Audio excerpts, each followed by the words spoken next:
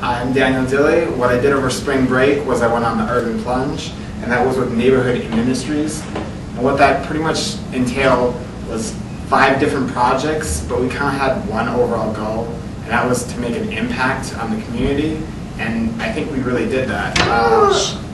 One of the projects was Mercy's house. This was the only project that I didn't actually have to do with myself, but pretty much what we did was we repainted some of the parts of her house. It was a lady in the community, and she just didn't have time to do anything around her house or yard. So we, weeded her backyard and front yard, and just kind of straightened it up for her. One of the other projects that I actually did work on was the YMCA. We repainted both the basketball courts and the racquetball courts. And I think by the end of it, I think we painted each other just as much as the walls. One of the bigger projects was the Montessori school, and that was really, we restored the playground to a better looking finish to it. I mean, we painted, we put together some the swing set. It was kind of falling apart, and we also painted the inside and outside, as you can see through some of the pictures. This is us working throughout the whole thing, and then finally, afterwards, you can see it looks pretty nice. And that was the owner of the Montessori school. He's been running it for about 30 years, and he really usually just kind of does it himself. And so when just working on it, you could just tell that he was so thankful just to have anyone, because it's usually just him and his son doing the repairs and everything. And since it's a school, it can get pretty run down pretty quickly. But the biggest project that we really did was the Herrera School. We did multiple different projects on that, and it really encompassed most of the time. What I did most of the first day was just weed, which doesn't sound like a lot of fun, but just knowing that you're making an impact in the community, I think really gave me a positive feel. I mean, I think we worked hours upon hours just to get little tiny weeds, just to make it look as nice as possible, just to make that impact on the people around us.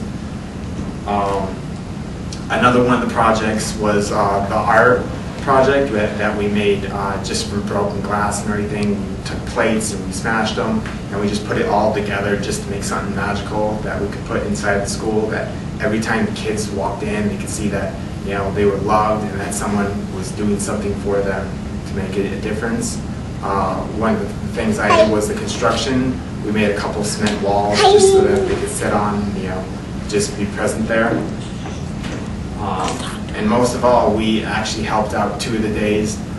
We helped out at recess in the morning, just spending times, because it usually wasn't because there were so many kids there and just not enough people to help, that usually, they didn't have any, things set up so that we did sports with them, and they just completely loved that there's just someone there just to spend time with them and do stuff with them, which they weren't used to. I mean, you pretty much were sitting out there and they'd run up and tackle you, as you can see in one of the pictures.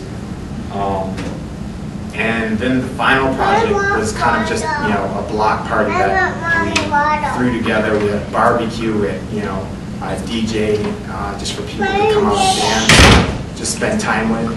And it just really showed the impact. You could see the people, they come up and they'd be thankful, and they're like, wow, I can't believe you did this for us. And you just really see how much of an impact it really had. Going into the Urban Plunge, I kind of had, the thought of, downtown Phoenix, just kind of like a ghetto, and most people down there just weren't as, I don't know, up to the level that I was used to, that it was just mostly gangs and, drugs and whatnot, kind of as you see in these pictures. That was my overall image when I thought downtown Phoenix. And so I went in there, just trying to serve as much as possible. And I kind of came out with a different, vision of what I actually thought of it. And that was just these kids that were just amazing just to work for, and you just, could see in their eyes they were thankful, and they just wanted to be loved, and they were just such enthusiasm working to work with.